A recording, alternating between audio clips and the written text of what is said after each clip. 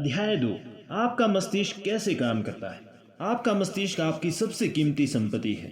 ये हमेशा आपके साथ है, लेकिन इसकी सबसे अद्भुत शक्तियां आपको तभी मिल पाएगी जब आप इसका उपयोग करना सीख लेंगे। जैसा हम देख चुके हैं, आपके मस्तिष्क के दो स्तर हैं, चेतन या तार्किक स्तर और अवचेतन या अतार्किक स्तर। आप अपने चेतन मन से विचार करते हैं, आपके आत्मन विचार आपके अवचेतन मन में उतर जाते हैं, जो आपके विचारों की प्रकृति के अनुरूप परिस्थितियां बनाता है। आपका अवचेतन मन आपकी भावनाओं का स्थान है। ये रचनात्मक है। अगर आप अच्छा सोचते हैं तो आपको अच्छे परिणाम मिलेंगे, अगर आप बुरा सोचते हैं तो आपको बुरे परिणाम मिलेंगे। आपका मस्तिष्क इसी तरह काम करता है। याद रखने वाली सबसे महत्वपूर्ण बात यह है कि जब अवचेतन मन किसी विचार को स्वीकार कर लेता है तो वो इस पर काम करने लगता है। आश्चर्यजनक और सूक्ष्म सत्य ये है कि अवचेतन मन का नियम अच्छे तथा बुरे दोनों तरह के विचारों पर समान रूप से काम करता है। अगर इस नियम का नकारात्मक प्रयोग किया जाए तो ये असफलता, कुंठा और दुख उत्पन्न करता है। दूसरी तरफ अगर आपकी आत्मन सोच सद्भावनापूर्ण और सृजनात्मक है तो आपको आदर्श सेहत, सफलता और समृद्धि मिलती है। जब आप सही तरीके से सोचने और महसूस करने लगते हैं तो आपको मानसिक शांति और स्वस्थ शरीर हमेशा मिलते हैं। आप मानसिक रूप से जिसे भी सच मानेंगे और जिसका दावा करेंगे, आपका अवचेतन मन उसे स्वीकार कर लेगा और उसे साकार कर देगा। आपको तो बस अपने अवचेतन मन से अपने विचार को स्वीकार भर करवाना है। इसके बाद अवचेतन मन का नियम आपकी मनचाही सेहत, शांति और समृद्धि उत्पन्न कर देगा। आप आदेश देते हैं और आपका अवचेतन उस पर छोड़ी गई वैचारिक छाप को साकार करने के लिए पूरी निष्ठा से काम करता है। आपके मस्तिष्क का नियम ये है, आपके अवचेतन मन की प्रतिक्रिया आपके चेतन मन में रखे गए विचार की प्रकृति से तय होती है। मनोवैज्ञानिक और मनोविश्लेषक कहते हैं कि जब विचार आपके अवचेतन मन में पहुंच जाते हैं तो मस्तिष्क की कोशिकाओं में उनकी छाप बन जाती है। जैसे ही आपका अवचेतन मन किसी विचार को स्वीकार कर लेता है, ये उसे साकार करने में तत्काल जुट जाता है। विचारों के साहचर्य के अनुसार काम करके ये अपने लक्ष्य को साकार करने के लिए ज्ञान के हर उस हिस्से का इस्तेमाल करता है जो आपने जिंदगी भर इकट्ठा किया है। ये आपके भीतर की असीमित शक्ति, ऊर्जा और बुद्धि का इस्तेमाल करता है। परिणाम पाने के लिए ये प्रकृति के सभी नियमों का इस्तेमाल करता है। कई बार ये आपकी मुश्किलों का समाधान तत्काल खोज लेता है, जबकि कई बार कई दिनों, सप्ताहों या इससे भी ज्यादा समय लग सकता है। इसके तरीके अबूझ है। चेतन और अवचेतन में भिन्नताएं। आपको याद रखना चाहिए कि चेतन और अवचेतन दो मस्तिष्क नहीं है, वे तो एक ही मस्तिष्क में होने वाली गतिविधियों के दो क्षेत्र हैं। आपका चेतन मन तार्किक मस्तिष्क है। ये मस्तिष्क का वो हिस्सा है जो विकल्प चुनता है। उदाहरण के लिए, आप अपनी पुस्तकें, अपना घर, अपना जीवन साथी चुनते हैं। आप अपने सारे निर्णय चेतन मन से करते हैं। दूसरी तरफ आपके सचेतन चुनाव के बिना ही आपका हृदय अपने आप काम करता है और पाचन, रक्त संचार तथा सांस लेने की अनिवार्य प्रक्रियाएं चलती रहती है। ये सारे काम आपका अवचेतन मन करता है। इन प्रक्रियाओं के लिए आपके चेतन नियंत्रण की जरूरत नहीं होती है। आप अपने अवचेतन मन पर जो भी छाप छोड़ते हैं या आप जिसमें भी प्रबल विश्वास करते हैं, आपका अवचेतन मन उसे स्वीकार कर लेता है। ये आपके चेतन मन की तरह तर्क नहीं करता है या बहस नहीं करता है। आपका अवचेतन मन उस मिट्टी की तरह है जो किसी भी तरह के बीज को स्वीकार कर लेती है, चाहे वो अच्छा हो या बुरा। आपके विचार सक्रिय है, वे बीज है। नकारात्मक या विध्वंसात्मक विचार आपके अवचेतन मन में नकारात्मक रूप से काम करते हैं। देर सवेर वे प्रकट हो जाएंगे और अपने अनुरूप किसी नकारात्मक घटना को उत्पन्न कर देंगे। याद रखें, आपका अवचेतन मन ये साबित करने की कोशिश नहीं करता है कि आपके विचार अच्छे हैं या बुरे हैं, सही है या गलत है। ये तो आपके विचारों या सुझाव की प्रकृति के अनुरूप प्रतिक्रिया करता है। उदाहरण के लिए, अगर आप किसी झूठी चीज को भी चेतन रूप से सच मान ले तो आपका अवचेतन मन इसे सच मान लेगा और उसके अनुरूप परिणाम देने लगेगा, क्योंकि आपने चेतन रूप से इसे सच मान लिया था। मनोवैज्ञानिकों के प्रयोग। मनोवैज्ञानिकों और अन्य शोधकर्ताओं ने बहुत से सम्मोहित लोगों पर प्रयोग किए हैं। उनके शोध से यह स्पष्ट हो जाता है कि अवचेतन मन कोई चयन या तुलना नहीं करता है जो तार्किक प्रक्रिया के लिए जरूरी है। आपका अवचेतन मन किसी भी सुझाव को स्वीकार कर लेगा, भले ही वो सरासर झूठा हो, और सुझाव मानने के बाद ये उसकी प्रकृति के अनुसार प्रतिक्रिया करेगा। आपका अवचेतन मन कितना सुझावशील है, ये समझने के लिए एक उदाहरण देखें। अगर कोई सम्मोहन विशेषज्ञ किसी को ये सुझाव दे कि वो नेपोलियन बोनापार्ट है या कुत्ता या बिल्ली है, तो वो व्यक्ति पूरी सटीकता से उस भूमिका को निभाने लगेगा। कुछ समय के लिए उसका पूरा व्यक्तित्व बदल जाएगा। वो व्यक्ति खुद को वही मान लेगा जिसका सुझाव सम्मोहन विशेषज्ञ ने दिया है।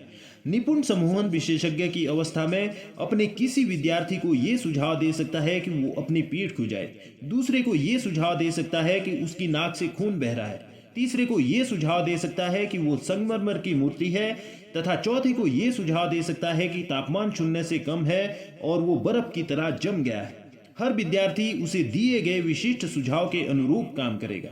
वो उन सभी परिस्थितियों को नजरअंदाज कर देगा जो उस सम्मोहन के सुझाव के अनुरूप न हो। ये आसान उदाहरण आपके चेतन मन या तार्किक मस्तिष्क और आपके अवचेतन मन के अंतर को रेखांकित करता है। आपका अवचेतन मन भाववाचक और चयनहीन है। ये हर उस चीज को सच मान लेता है जिसे आपका चेतन मन सच मानता है। इसलिए ये महत्वपूर्ण है कि आप ऐसे विचार और आधार वाक्य चुनें जो आपको सुख पहुंचाए, आपका उपचार करे और आपकी आत्मा को खुशी से भरे। यथार्थवादी और कल्पनावादी का स्पष्टीकरण। चेतन मन को कई बार यथार्थवादी मन कहा जाता है क्योंकि इसका संबंध बाहरी वस्तुओं से होता है। यथार्थवादी मन बाहरी दुनिया के प्रति जागरूक रहता है। इसके अवलोकन के साधन आपकी 5 शारीरिक इंद्रियां हैं। आपका यथार्थवादी मन आपके परिवेश से संपर्क का मार्गदर्शक और निर्देशक है। आप अपनी 5 इंद्रियों के जरिए ज्ञान हासिल करते हैं। आपका यथार्थवादी मन अवलोकन, अनुभव और शिक्षा से सीखता है। जैसा पहले बताया जा चुका है, यथार्थवादी मन का सबसे बड़ा कार्य तर्क करना है। मान ले आप उन हजारों लाखों पर्यटकों में से एक है जो हर साल ग्रांड कैनियन की सैर करते हैं। आप इस निष्कर्ष पर पहुंचेंगे कि ये दुनिया के सबसे अद्भुत प्राकृतिक आश्चर्यों में से एक है। ये निष्कर्ष इसकी अविश्वसनीय गहराई, चट्टानों के जटिल आकार, भिन्न भिन्न स्थानों पर रंगों की अद्भुत चित्रकारी के अवलोकन पर आधारित होगा। ये आपके यथार्थवादी मन का काम है। अवचेतन मन को अक्सर कल्पनावादी मन भी कहा जाता है। आपका कल्पनावादी मन अपने माहौल के प्रति जागरूक तो होता है, लेकिन शारीरिक इंद्रियों के माध्यम से नहीं। आपका अवचेतन मन अंतर्ज्ञान से महसूस करता है। ये आपकी भावनाओं का स्थान और यादों का भंडार है। आपका कल्पनावादी मन अपने उच्चतम कार्य तब करता है जब आपकी यथार्थवादी इंद्रियां काम ना कर रही हो। दूसरे शब्दों में, जब यथार्थवादी मन शिथिल हो या उनिंदी अवस्था में हो, तब कल्पनावादी बुद्धि सबसे अच्छी तरह काम करती है। आपका कल्पनावादी मन आंखों की इंद्रिय के बिना देख सकता है। ये अतीन्द्रिय क्षमता है। ये कहीं और हो रही घटनाओं को देख व सुन सकता है। आपका कल्पनावादी मन आपके शरीर से बाहर निकलकर दूर देशों की यात्रा कर सकता है और अक्सर बहुत सटीक तथा सच्ची जानकारी ला सकता है। कल्पनावादी मन के माध्यम से आप दूसरों के विचार जान सकते हैं, बंद चिट्ठियों के मजमून पढ़ सकते हैं या कंप्यूटर डिस्क पर डिस्क ड्राइव के प्रयोग के बिना जानकारी भांप सकते हैं।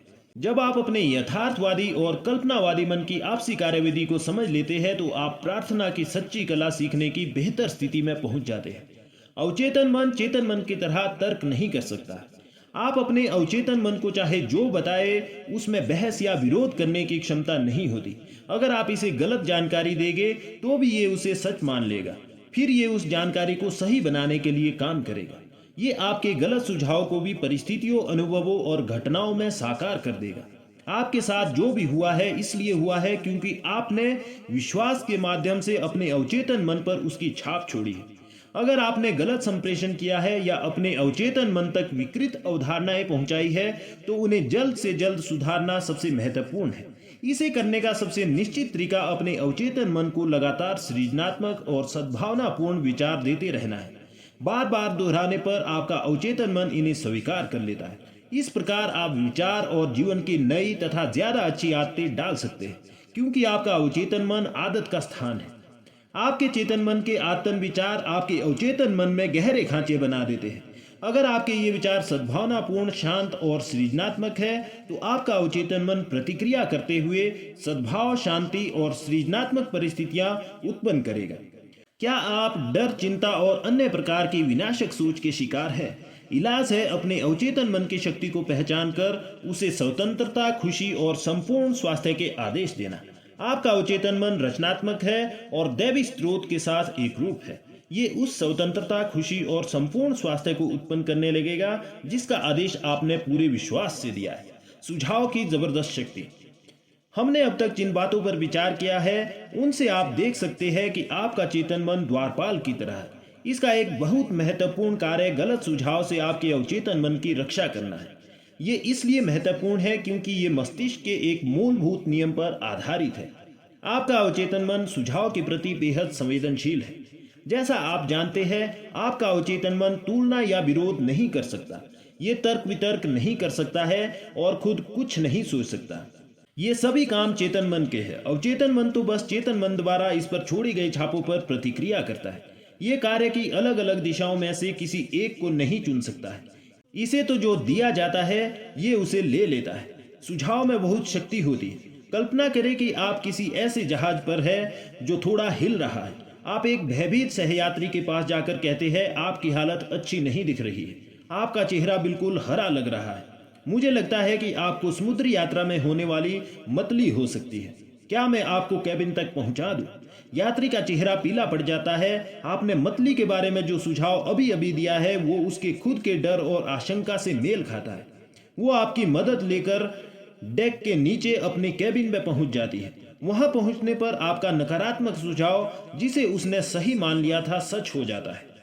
उसी सुझाव पर भिन्न प्रतिक्रिया।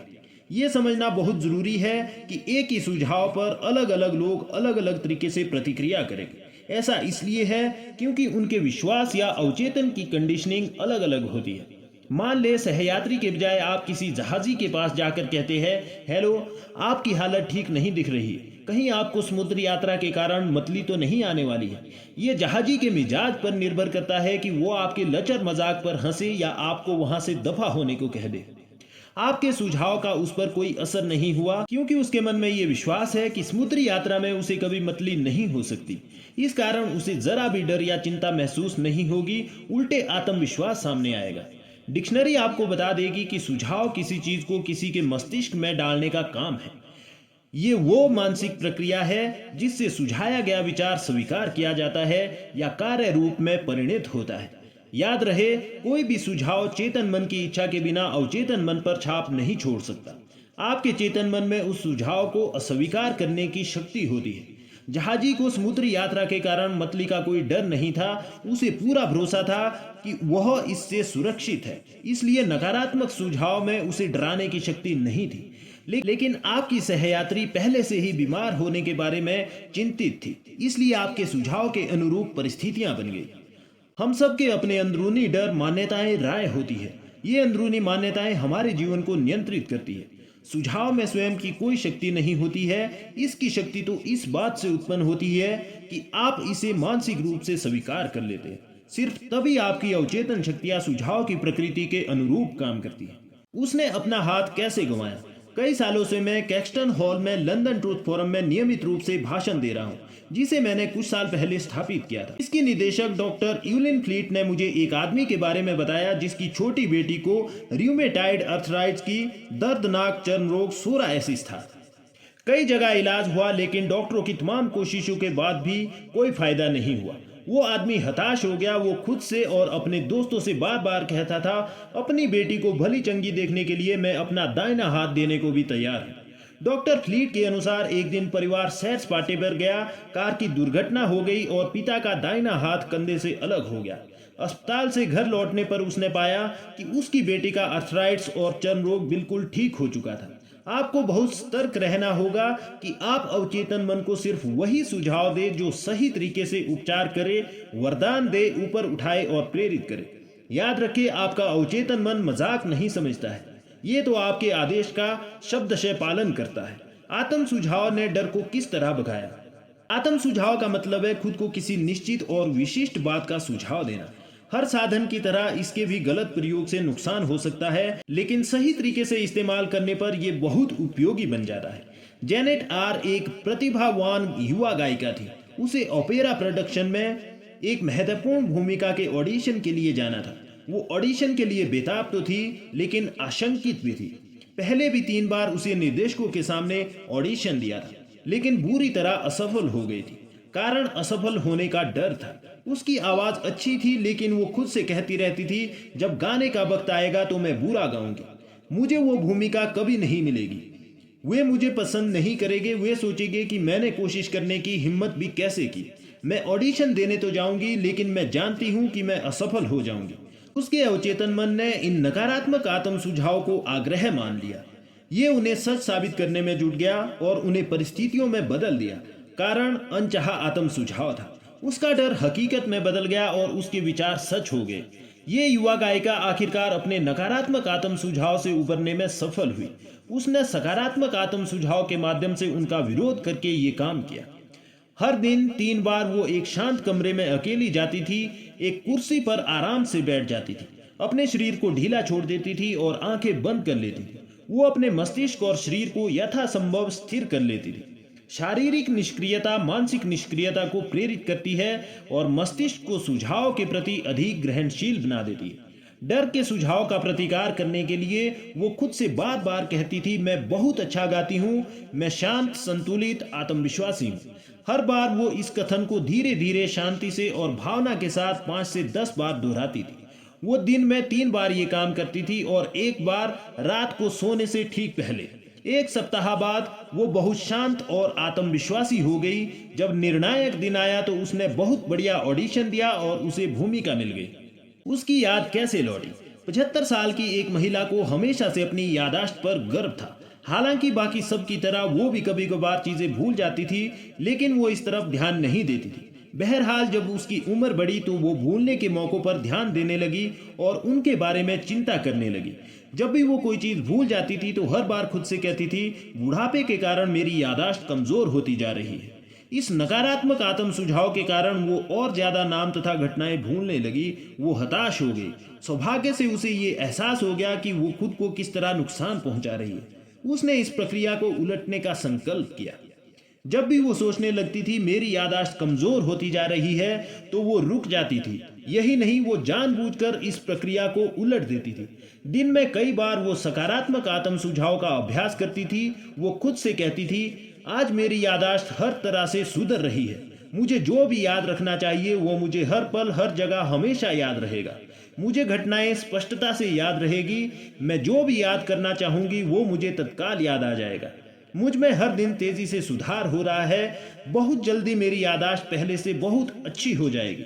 3 हफ्ते बाद उसकी याददाश्त सामान्य हो गई। उसने किस तरह बुरे स्वभाव पर काबू पाया? एक व्यक्ति मेरे पास परामर्श लेने आया। उसका वैवाहिक जीवन और कैरियर दोनों ही गंभीर संकट में थे। ह्यूडी की समस्या ये थी कि वो बहुत चिड़चिड़ा और गुस्सैल था। वो इसके बारे में खुद चिंतित था, लेकिन अगर कोई दूसरा उसे इसके बारे में बात करने की कोशिश करता था तो वो आग बबूला हो उठता था। वो खुद से बार बार कहता था कि सब लोग उसे सता रहे थे और उसे उनसे अपनी रक्षा करनी थी। इस नकारात्मक आत्म सुझाव को दूर करने के लिए मैंने उसे सकारात्मक आत्म सुझाव का प्रयोग करने की सलाह दी।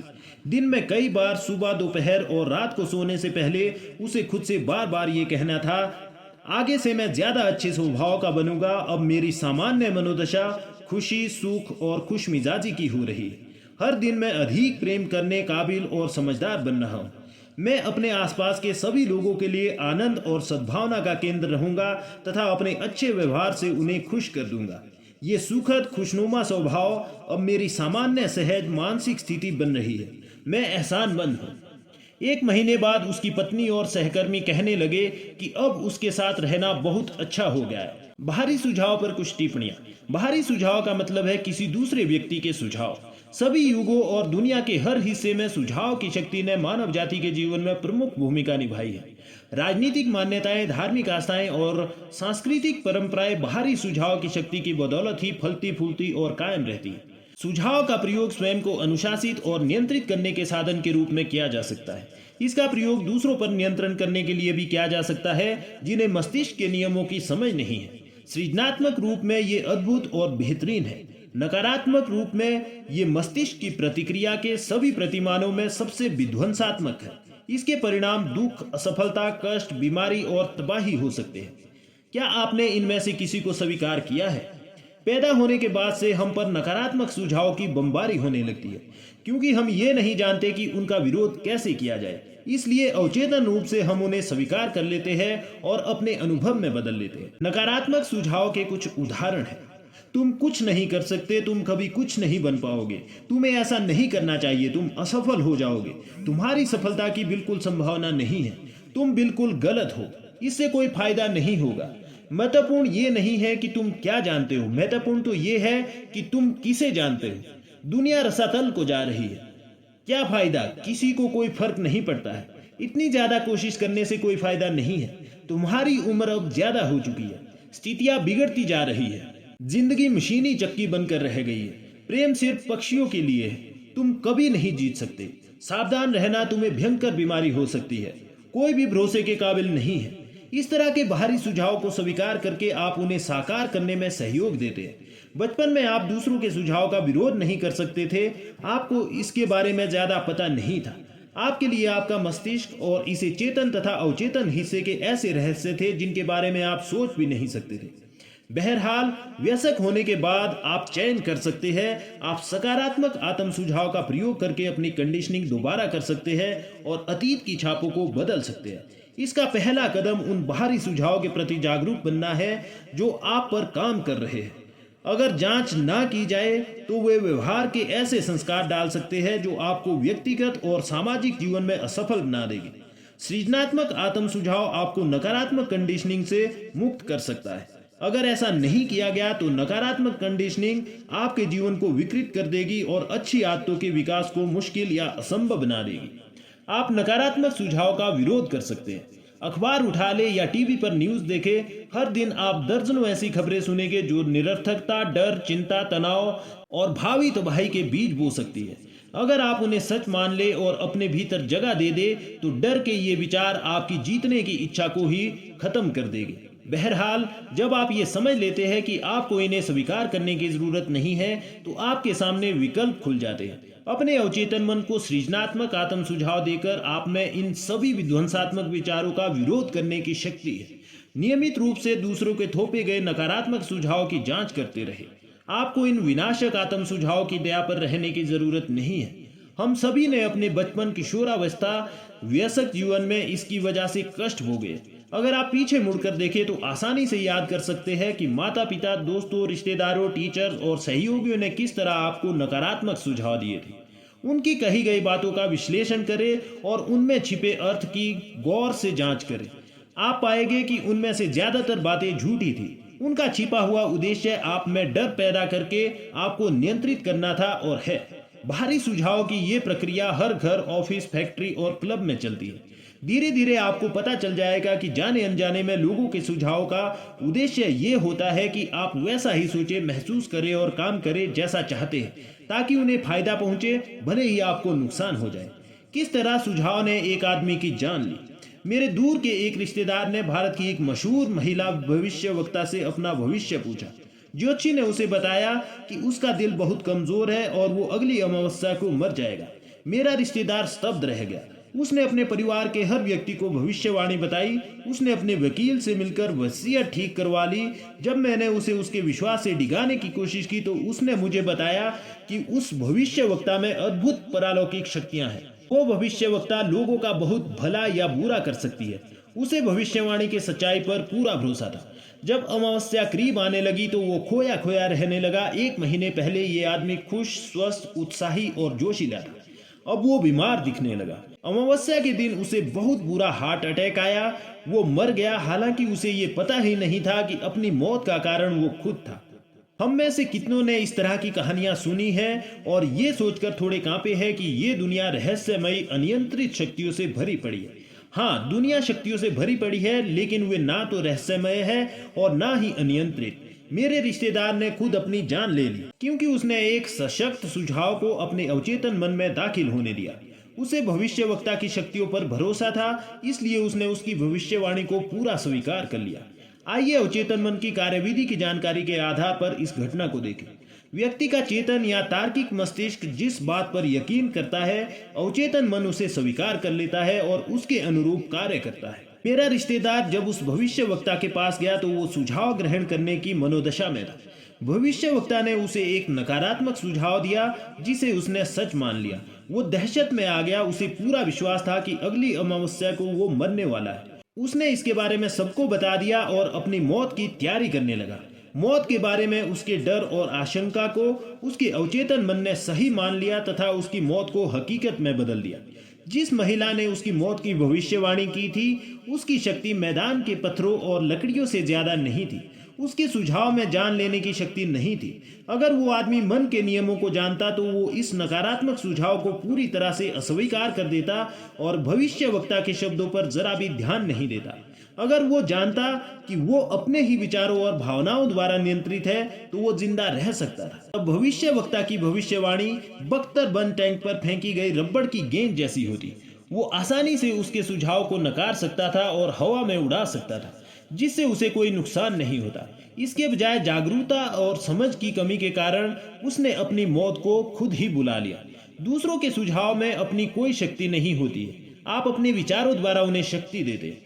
आपको अपनी मानसिक सहमति देनी होती है। आपको उस विचार को स्वीकार करना होता है, तब वो विचार आपका बन जाता है और आपका अवचेतन उसे साकार करने के लिए काम करता है। याद रखें, आपके पास चुनने की क्षमता है। जिंदगी चुने, प्रेम चुने, सेहत चुने। माने गए प्रमुख आधार वाक्यों की शक्ति।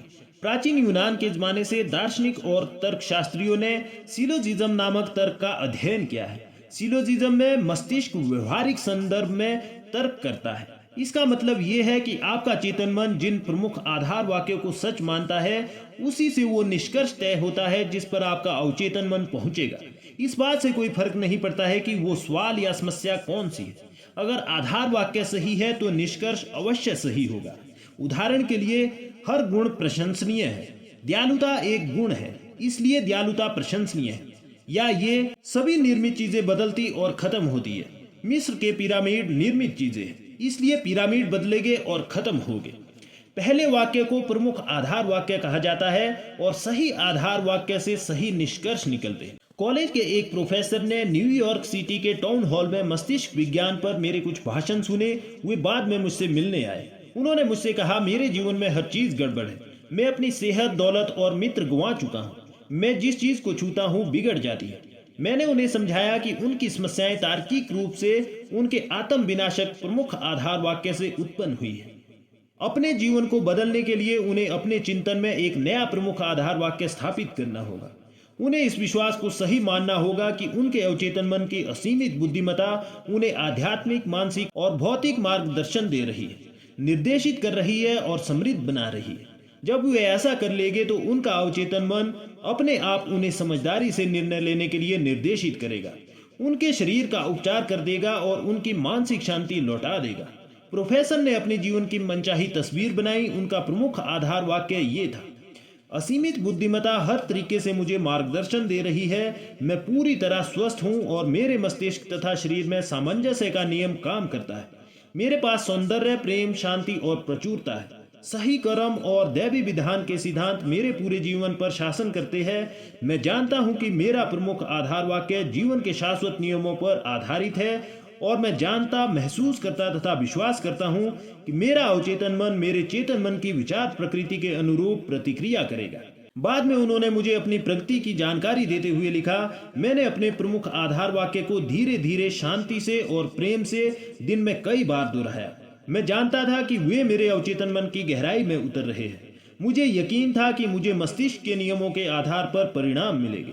मैं आपके साथ हुई बातचीत के लिए बहुत कृतज्ञ हूँ और मैं ये भी कहना चाहूँगा कि मेरे जीवन के सभी क्षेत्र में बहुत सुधार हो रहा है। ये कारगर है। अवचेतन मन बहस नहीं करता है। अवचेतन मन बहुत समझदार है। ये सभी सवालों के जवाब जानता है। बहरहाल इसे पता नहीं होता कि ये जानता है। ये आपके साथ बहस नहीं करता है या पलटकर जवाब नहीं देता है।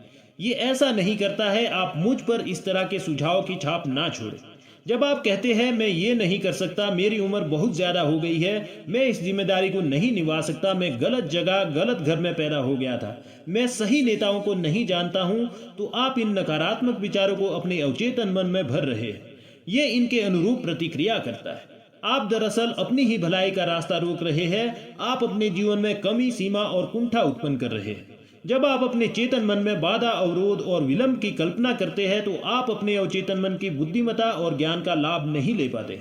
आपको दरअसल ये विश्वास होता है कि आपका अवचेतन मन आपकी समस्या को नहीं सुलझा सकता। इसका परिणाम होता है मानसिक और भावनात्मक संकुलन, जिसके बाद बीमारी और न्यूरोटिक प्रवृत्तियां आती हैं। अपनी इच्छाओं को साकार करने और कुंठा से उबरने के लिए दिन में कई बार दृढ़ता से कहे, असीमित बुद्धिमत्ता ने मुझे ये मनोकामना दी है और यही मुझे इसे साकार करने की आदर्श योजना की राह दिखाती है और उस ओर ले जाती है और आवश्यक बातें बताती है। मैं जानता हूं कि मेरे अवचेतन की अधिक गहरी समझ अब प्रतिक्रिया कर रही है और मैं जो महसूस करता हूं तथा जिस पर मन में दावा करता हूं वो बाहर व्यक्त होती है। संतुलन और समृद्धि हर ओर है। दूसरी तरफ अगर आप कहते हैं अब कोई रास्ता नहीं बचा है, अब मेरा खेल खत्म हो गया, इस उलझन से बाहर निकलने का कोई तरीका नहीं है, मैं बाधित और अवरुद्ध हूं, तो आपको आपके अवचेतन मन से कोई जवाब या प्रतिक्रिया नहीं मिलेगी। अगर आप चाहते हैं कि आपका अवचेतन आपके लिए काम करे तो इसका सहयोग पाने के लिए आपको इससे सही आग्रह करना होगा। ये आपके लिए हमेशा काम कर रहा है। ये इस समय भी आपके हृदय की धड़कन और सांस को नियंत्रित कर रहा है। जब आपकी उंगली कट जाती है तो ये उपचार की जटिल प्रक्रिया शुरू कर देता है। इसकी सबसे मूलभूत प्रवृत्ति जीवन की ओर है। ये हमेशा आपकी देखभाल करता है और आपको सुरक्षित रखता है। आपके अवचेतन के पास अपनी खुद की बुद्धि है, लेकिन ये आपके विचारों और छवियों के पैटर्न को स्वीकार कर लेता है।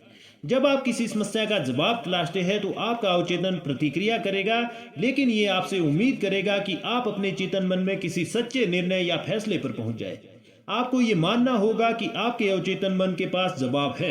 अगर आप कहते हैं मुझे मालूम नहीं है कि कोई रास्ता है भी या नहीं, मैं पूरी तरह दुविधा और उलझन में हूँ, मुझे जवाब क्यों नहीं मिलता, तो आप अपनी प्रार्थना को नकार रहे हैं। समय काटते सैनिक की तरह आप ऊर्जा का प्रयोग तो करते हैं लेकिन आगे नहीं बढ़ते। अपने मस्तिष्क के पहियों को विराम दे, आराम से बैठ जाए, शिथिल हो जाए, शांति से कहे मेरा अवचेतन मन जवाब जानता है, ये इसमें भी प्रतिक्रिया कर रहा है। मैं धन्यवाद देता हूं क्योंकि मैं जानता हूं कि मेरे अवचेतन मन की असीमित बुद्धिमत्ता सारी बातें जानती है और मुझे इस वक्त आदर्श जवाब दे रही है। मेरा सच्चा विश्वास मेरे अवचेतन मन की बुद्धिमत्ता और ज्ञान को मुक्त कर रहा है। मुझे खुशी है कि ऐसा हो रहा है। इस अध्याय में याद रखने लायक विचार। नंबर 1, अच्छा सोचेंगे तो अच्छा होगा, बुरा सोचेंगे तो बुरा होगा।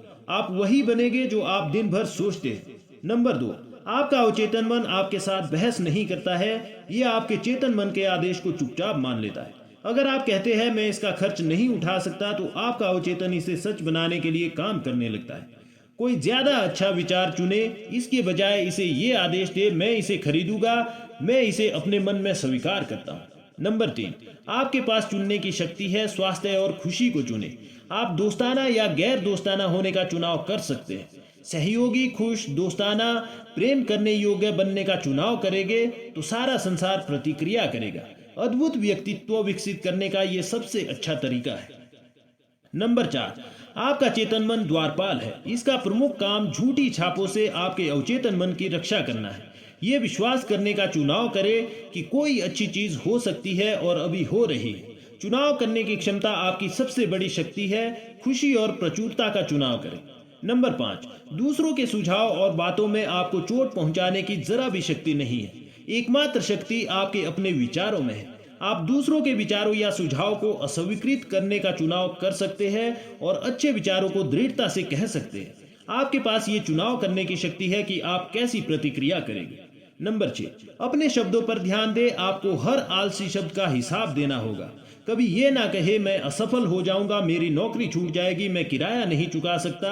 आपका अवचेतन मन मजाक नहीं समझ सकता, ये इन चीजों को हकीकत में बदल देगा।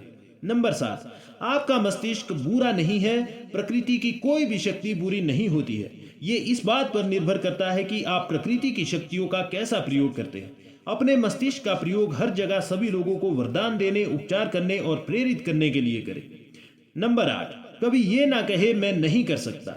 इस वाक्य की जगह पर आगे दिया वाक्य रखकर इस डर से उबरे मैं अपने अवचेतन मन की शक्ति से सारे काम कर सकता हूँ। नंबर 9, डर, अज्ञान और अंधविश्वास के बजाय शाश्वत सत्यों और जीवन के सिद्धांतों के दृष्टिकोण से सोचना शुरू करें। दूसरों को अपने लिए सोचने की अनुमति ना दे। अपने विचार खुद चुने और अपने निर्णय खुद ले। नंबर 10, आप अपनी आत्मा यानी अवचेतन मन के कप्तान हैं और अपनी तकदीर के मालिक हैं। याद रखिए आपके पास चुनने की क्षमता है। जिंदगी चुने, प्रेम चुने, सेहत चुने, खुशी चुने। नंबर 11, आपका चेतन मन जिसे भी सच मानता है, आपका अवचेतन मन उसे स्वीकार कर लेगा और हकीकत बना देगा। खुशकिस्मती, दैवी मार्गदर्शन, सही कर्म और जीवन की सभी नियामतों में विश्वास करें। यहाँ पर अध्याय 2 समाप्त होता है।